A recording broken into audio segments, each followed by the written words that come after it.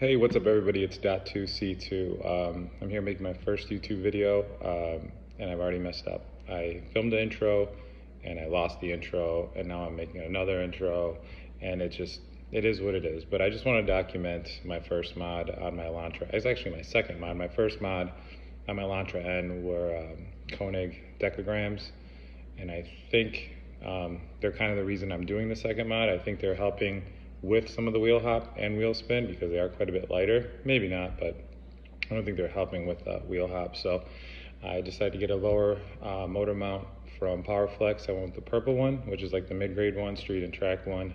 So I'm gonna do an install today. It's not quite a full DIY, just kind of like taking along the way, the process. And then I'm gonna do a 0 to 60 time, which I've already done before the motor mount and after the motor mount, so you can see difference, if there is any, with wheel hop and acceleration and all that good stuff. So yeah, so here we go. Hopefully it's not awful. All right, thanks.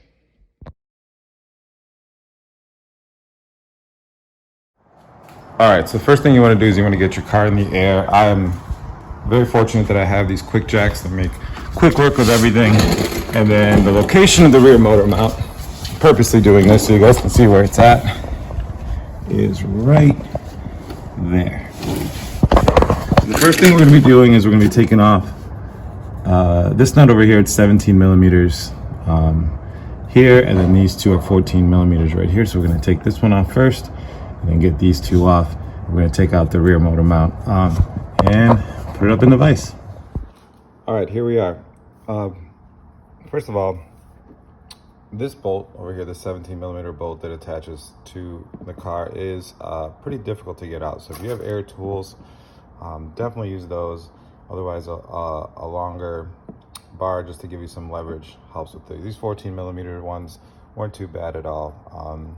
I just have an 18 volt Ryobi impact guy, and he definitely helped me get these guys out. Top here is another 14 millimeter bolt. Super simple, as you can tell. Just runs this way. I didn't take it apart yet, just so you guys can see how it's put together. Okay, these will just slide in here. You're reusing this top hat or bushing, top hat, and slide this out. This one goes in here. This one goes in here. Just do a little bit of a lube in here and here along that, and then we're going to torque that to spec, which I will figure out what that is in a second. All right, here we are assembled. It does come with some grease, some lube, so you don't have to worry about getting that yourself. About 40 to 50 foot-pounds. Again, there's different people are saying different things, but we're gonna do 40. Judging by when I was taking it off, it didn't seem that difficult to come off. So put this thing in a vise, get this thing to 40, and we're gonna throw it back on the car. Last thing is, this little hole goes towards the bottom of the car. It's a little inset here where there's like a lock nut that goes towards the top of the vehicle. So when you're putting it back in, you're putting it back in like that onto the car.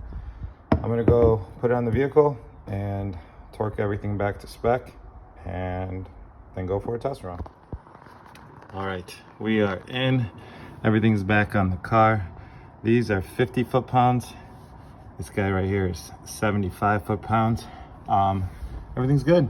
Everything was pretty straightforward. It's taken me about an hour so far, but that's with me filming for the first time and not even doing a good job at that. All right, we're gonna do a test run, see how it goes.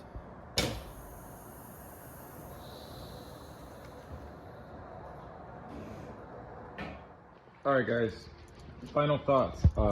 I think it's a heck of a bargain and a heck of an upgrade. Yeah, so about for 40 bucks, I don't know if there's a better upgrade for these cars right now.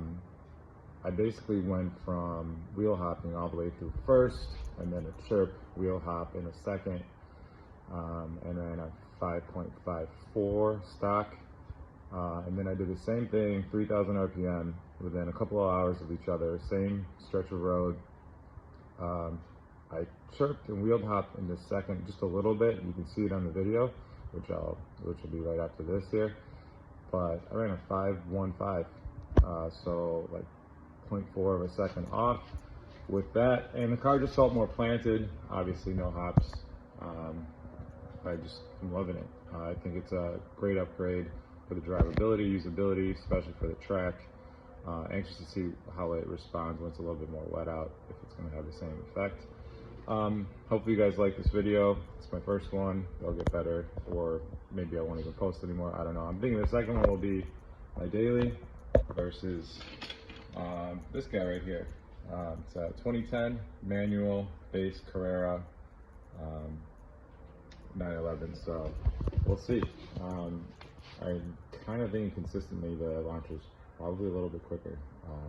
Maybe one day we'll do a track day test as well. So anyway, thanks for watching, and hopefully see you soon. Bye.